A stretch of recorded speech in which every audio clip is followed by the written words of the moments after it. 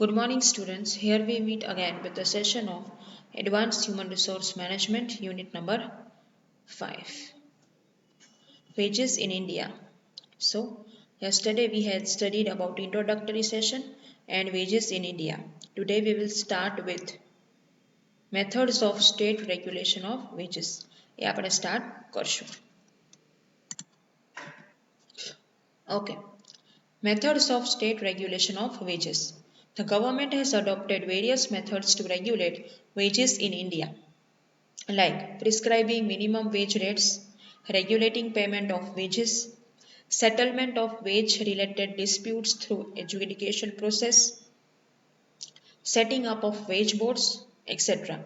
Institutions involved in the fixation of wages. હવે શું કહે છે કે કેટલી બધી અલગ અલગ મેથડ છે કે જેનાથી વેજ સેટઅપ થાય છે, વેજ સેટલ થાય છે. તમને ખબર જ છે આપણે semester 5 management of industrial relations એમાં અલગ અલગ લોઝ ભણ્યા છે, રાઈટ? પેમેન્ટ ઓફ વેજીસ ને મિનિમમ વેજીસ એક્ટ ને બધું. તો કેટલી બધી અલગ અલગ મેથડ છે સ્ટેટ રેગ્યુલેશન ઓફ વેજીસની. Okay, now first will be employer collective bargaining legislation act, wage boards act and pay commissions. એમાં આવે છે વચ્ચે minimum wage, payment of wages and એડજુડિકેશન.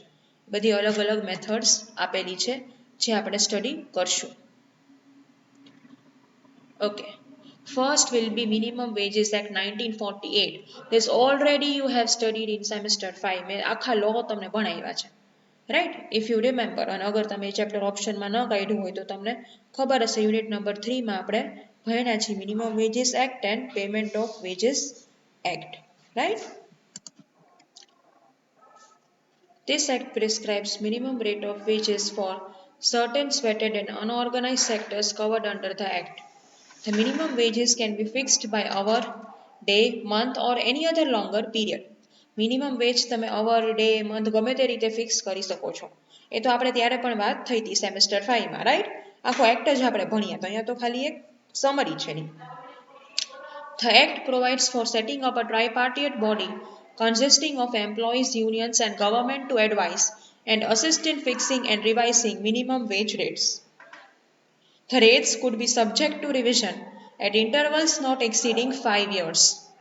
Right? Subject rate છે બરાબર, એ તમે ચેન્જ પણ કરી શકો છો, પણ 5 વર્ષથી વધારે તમારે વેઇટ નહીં કરવાનું. 5 વર્ષ સુધીમાં તમારે રિવાઇઝ કરવાની છે બધી rates. However, the act has not been able to prevent exploitation of labor due to variety of reasons. આ શેના માટે મિનિમમ વેજ એક્ટ ઇન્ટ્રોડ્યુસ કરી હતી? કે બધા લોકોની મિનિમમ વેજીસ એન્શ્યોર થાય અને કોઈનું એક્સપ્લોઇટેશન થાય નહીં. But there are certain reasons. Due to inadequate and improper organization of administrative machinery, the objectives of the act could not be realized. Inadequate and improper organization હતું મશીનરીનું, એના લીધે બધા objectives આપણે સૌ થઈ શક્યા નહીં. The Act did not define minimum wages nor specifies any norms for its determination. Right? Even the Act did not define any minimum wage. કે કેટલા મિનિમમ વેજ કયા સેક્ટરના આપવા એ તો એક્ટે ડિફાઇન કર્યું નહોતું. Minimum wages have not been revised as stipulated in the Act. They are revised after much longer intervals. જે રીતે એક્ટમાં કીધું છે એ પ્રમાણે મિનિમમ વેજ એક્ટ રિવાઇઝ થઈ શકતા નથી. કેટલા બધા લોંગ ઇન્ટરવલ્સ પછી જ રિવાઇઝ થાય છે. The Supreme Court in 1992 held the appropriate authorities should take into consideration components like children's education allowance, medical needs, minimum recreation, provision for marriage, old age, etc. while calculating minimum wages. Supreme Court 1992 what they said is that everything should be taken into account, like children's education allowance, medical needs, recreation, marriage, everything should be taken into account and then only minimum wages should be calculated. Second is the Payment of Wages Act 1936. This also we have studied, right? Semester 5 માં આનું પણ આખું act આપણે ભણ્યા હતા. The main objective of the act is to provide for regular payment of wages without any unauthorized deductions to persons who are employed in any industrial establishment or factory or railway or by a railway contractor whose monthly wages are less than rupees 1600. આ એક્ટનો main objective શું છે કે કોઈ બી industrial એસ્ટાબ્લિશમેન્ટમાં જેને 1600થી ઓછી veg છે એના માટે payment of veggies act apply થશે. The act permits the following deductions from employees' salary. અમુક ડિડક્શન્સ એક્ટ પ્રોવાઈડ કરે છે, પરમિટ કરે છે, જેમ કે fine, deduction for absentees, deduction for loss of goods, deductions for house given by employer, services provided by employer, advances, deductions for tax payable by employer, and deductions under court orders, cooperative society, insurance premium or other reasons. બરાબર છે. Act કેટલા બધા અલગ અલગ ડિડક્શન્સ આમાંથી permit કરે છે. આપણે ભણ્યા હતા deductions and non deductions from payment of wages. એમાં બધા આવે છે. એબ્સન્ટીઝ માટેનું ડિડક્શન, ઓલા માટે ને તે માટે ને ઇન્સ્યોરન્સ પ્રીમિયમ ને એવરીથિંગ, કે આ બધા ડિડક્શન્સ ઓફિશિયલી પરમિટેડ છે. Next will be third, adjudication machinery in case of wage disputes. Joint consultation is the process adopted in collective bargaining to settle wage-related problem of employees. If these problems are not settled through collective bargaining, they may be settled through voluntary arbitration or adjudication. શું કહે છે? Joint consultation process adopt કરી છે, right, કે એનાથી બધા problem settle થઈ જાય આર્બિટ્રેશન કરવા through. The awards judgments given or reached through arbitrator or collective bargaining form the basis for fixing wages in various organizations. Judgement ને બધું જે આર્બિટ્રેટર ને બધાને આપ્યું હોય, બરાબર છે, એ બેઝ થાય. જે જજમેન્ટ મળે એના ઉપરથી જ તમારે વેજ ફિક્સ કરવાની થાય છે. ઓકે, એના ઉપરથી જ તમે વેજ ફિક્સ કરી શકો. Now 2.1 will be wage differentials. Okay students, જે આ હેડિંગ છે second, methods of state regulation of wages, right? એનો આ સબ પોઈન્ટ છે 2.1, that is wage differentials. આપણે જોયા ને 2.1 ને 2.2 all are the sub points. Okay, now wage differentials. There are various differences in wage and salary structure due to industrial and occupational factors, regional, organizational and personal factors. તમે જોયું હશે કે veg સ્ટ્રક્ચરમાં બહુ જ ડિફરન્સ હોય છે ઘણીવાર. સેમ કંપની હોય, અલગ સિટીમાં હોય, અલગ કંપની હોય સેમ સિટીમાં, તમે અલગ અલગ એકને એક પોઝિશન ઉપર અલગ અલગ ડિફરન્સીસ વેજીસના જોયા હશે. Industrial and occupational differences exist due to requirement of different skill sets and a gap in demand and supply of personnel possessing such skills. હવે શું કહે છે? આ બધા ગેપ તો એક્ઝિસ્ટ થવાના જ છે, કેમ કે અમુક સ્કિલ્સનું રિક્વાયરમેન્ટ હોય એટલા માટે. Wages and salaries are usually fixed on the basis of skills required to perform a job. Veggies અને સેલેરી કેવી રીતે ફિક્સ થાય છે? કે જે બધી સ્કિલ્સ હોય on the basis of skills required to perform job, કોઈ બી જોબ પરફોર્મ કરવા માટે અમુક સ્કિલ્સની જરૂર હોય એ બેઝિસ ઉપર. Thus, highly specialized jobs requiring higher level of skills are linked with higher wages. Right? Highly specialized jobs હોય એમાં high level of skills જોઈએ અને એની સામે higher wages જોઈએ. A higher pay is also induced due to shortage of skill supply. Higher pay એટલા માટે જરૂરી છે કેમ કે ઘણીવાર એવું બને કે અમુક સ્કિલ્સ આપણને મળતી જ નથી. જેમ કે અમુક સિટીમાં તમે જુઓ તો હું તમને અમુક એક્ઝામ્પલ આપું કે અમુક સ્કિલ્સવાળા લોકો તમને મળે જ નહીં, તો એમાં થોડાક જ એવા લોકો અવેલેબલ હોય કે જેમાં સ્કિલ્સ હોય તો એનો ભાવ ઓટોમેટિક હાઈ થઈ જવાનો છે.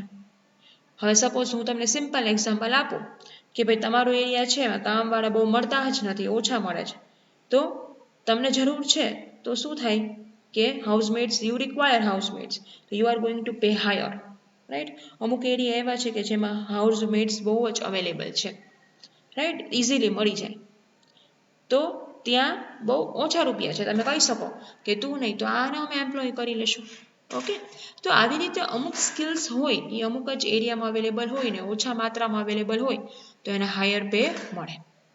Certain differences occur due to differences in specialty like accounting, engineering, management, information technology. Top 15 careers paying highest salary in India are. હવે શું કહે છે અમુકમાં સર્ટન ડિફરન્સીસ હોય અકાઉન્ટિંગ એન્જિનિયરિંગ મેનેજમેન્ટ એ બધી અલગ અલગ સ્કિલ્સમાં તો હવે ટોપ 15 કરિયર્સ પેઇંગ હાઈએસ્ટ સેલરી હોય તો એ કઈ કઈ હોઈ શકે જેમ કે chartered accountant software engineer app developer pilot doctor cricket player actor fashion designer manager investment banker lawyer business analyst and data engineer તો આવી રીતે અલગ અલગ પ્રોફેશન છે they are getting the highest salary in India right these are the professions તો એવી રીતે કે જ્યાં આ પ્રોફેશન્સ વધારે હોય પ્રોફેશનલ્સ વધારે હોય તો એ લોકોને કોમ્પિટિશન વધારે નડે તો એને ઓછા પે કરે અને જ્યાં કોમ્પિટિશન ઓછી હોય તો ત્યાં એ લોકોને વધારે પે કરે okay student so these are the some of the areas કે જે હાઈએસ્ટ સેલરી પે કરવામાં આવે છે બાકી બધા એરિયા હોય એમાં લો સેલરી પણ પે કરવામાં આવતી હોય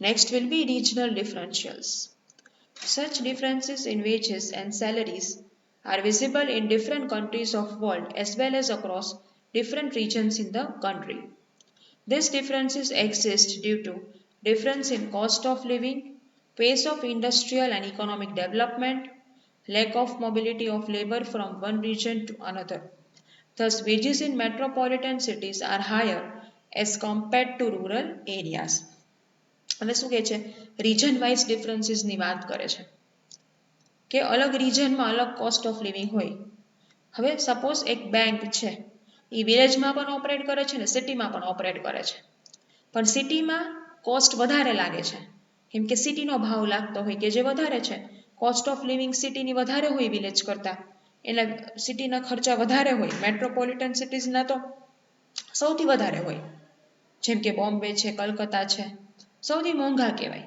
રાઈટ તો આવી રીતે સેમ કંપની અલગ રીજનમાં હોય અમુક રૂરલમાં હોય અમુક સિટી એરિયામાં હોય અમુક મેટ્રોપોલિટન એરિયામાં હોય રાઈટ તો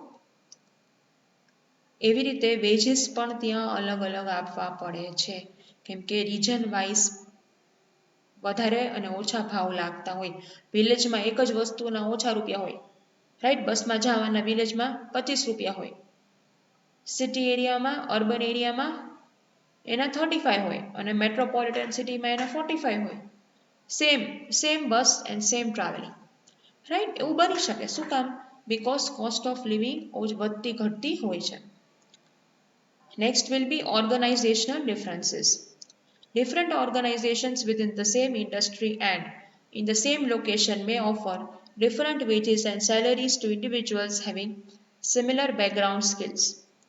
These differences exist due to difference in organizations' ability to pay as well as the recruitment policy of the organization, especially while recruiting specific types of employees. Similarly, large-scale and giant-scale organizations pay much higher salaries as compared to small-scale or tiny organizations.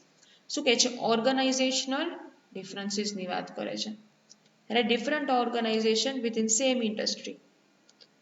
Same industry હોય right પણ તો પણ અલગ અલગ skill પ્રમાણે એ લોકોને pay કરતા હોય છે સેમ ઇન્ડસ્ટ્રી હોય સપોઝ બે હોસ્પિટલ છે belongs to hospital industry right પણ બેમાં રિસેપ્શનિસ્ટની પોસ્ટની સેલરી અલગ હોય એવું બની શકે રાઈટ સેમ લોકેશન ઉપર છે છતાં પણ આજુબાજુમાં જ છે બે હોસ્પિટલ રિસેપ્શનિસ્ટની પોસ્ટ બંનેમાં હોય તો બંનેમાં અલગ છે સેલરી બાય કેમ કે સ્કિલ્સ રિસેપ્શનિસ્ટની મે બી અલગ હોય રાઈટ રિક્રુટમેન્ટ પોલિસી ઉપર પણ ડિપેન્ડ કરે છે રિક્રુટિંગ ટાઈપ્સ ઉપર પણ ડિપેન્ડ કરે છે સો ઘણીવાર એવું બનતું હોય છે સ્ટુડન્ટ્સ કે રિક્રુટિંગ પોલિસી હોય એ બંનેની અલગ અલગ હોય છે similarly large scale and giant scale organisations pay much higher salaries as compared to small scale or tiny organization બરાબર લાર્જ સ્કેલ અને જાયન્ટ ઓર્ગેનાઇઝેશન હોય તો they pay much higher salary obvious વસ્તુ છે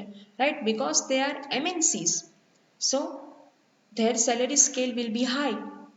અને એ જ વર્કની સ્મોલ કે ટાઇની ઓર્ગેનાઇઝેશન હોય તો એ લોકોનો પ્રોફિટ ઓછો હોય તો એ જ વર્કની સેલરી એ લોકોને ઓછી મળે એ જ પોઝિશનની. So everything is possible. તો this is called as organisational differences. Due to differences in organization scale, that is large scale and small scale, there is difference in wages in the same position. Okay. Next will be personal differences or interpersonal differences. Wage and salary differences exist at a personal level also. In many organizations, people who have similar qualifications or similar positions are paid differently. This is generally true when an organization has adopted skill-based pay. Thus, the differences in wages and salary are due to differences in skills that they have acquired or competencies that they possess. હવે શું વાત કરે છે? Personal ડિફરન્સીસની વાત કરે છે. બરાબર. હવે ઘણી બધી ઓર્ગેનાઇઝેશનમાં લોકો પાસે સેમ ક્વોલિફિકેશન હોય છે, સેમ સ્કિલ્સ હોય છે, રાઈટ? તો પણ એ લોકોને સેમ ક્વોલિફિકેશન્સ હોય છે, સેમ પોઝિશન હોય છે, પણ સ્કિલ્સ અલગ હોય છે, ડિફરન્ટ હોય છે. તો એ લોકોને સ્કિલ્સ પ્રમાણે એનું પેમેન્ટ મળે છે. જેનામાં સ્કિલ્સ વધારે એને વધારે પેમેન્ટ મળે, જેનામાં સ્કિલ્સ ઓછી એને ઓછું પેમેન્ટ મળે. તો આને પર્સનલ ડિફરન્સીસ કહેવામાં આવે છે કે ધો યુ આર ઇક્વલી ક્વોલિફાઈડ, ધો you have a similar position, then too you are paid differently. Now, due to wage differentials, some organizations are able to attract better talent as compared to others. They become trendsetters rather than trend followers in recruitment and other HR management practices. હવે veg ડિફરન્સના લીધે ઘણા ઓર્ગેનાઇઝેશનમાં વધારે પડતું સારું talent attract થાય છે અને આના લીધે they become trend setters rather than trend followers. અમુક ઇન્ડસ્ટ્રી એવી હોય કે જેના એમ્પ્લોઈઝ બહુ સરસ હોય, બહુ સ્કિલફુલ હોય, તો એ લોકો ટ્રેન્ડ સેટર થઈ જાય છે રિક્રુટમેન્ટ અને HR પોલિસીસમાં. એ લોકો સરસ સરસ પોલિસી સેટ કરે એ પણ પ્રમાણે રિક્રુટમેન્ટ થાય છે. There is a greater economic development in those industries or regions where they pay higher wages or salaries. Economic development વધારે હોય છે અમુક ઇન્ડસ્ટ્રીઝમાં કે જ્યાં હાયર વેજીસ અને સેલરીઝ વધારે હોય. એવું બની શકે ને કે ઘણા લોકોને વેજીસનું વધારે અટ્રેક્શન હોય તો એ લોકો એવી કંપનીમાં કામ કરતા હોય કે ત્યાં ડેવલપમેન્ટ વધારે હોય. It changes the pattern of allocation of resources. There is a career preference to enter particular industries which pay higher wages. Right? ઘણીવાર કરિયર પ્રેફરન્સ પણ હોય છે લોકોને જવા માટે કે ભાઈ મારું કરિયર અહીંયા વેલ સેટ છે તો I want to only enter particular industries and I want to work in only particular industry where they pay higher wages, where they pay more wages. So this is also possible. તો આવી રીતે students તમે જોઈ શકો છો veg different places ઉપર different veggies હોય છે. So now today we will end up with the lecture. We will continue with national wage policy from the next lecture. So till then, take care and thank you.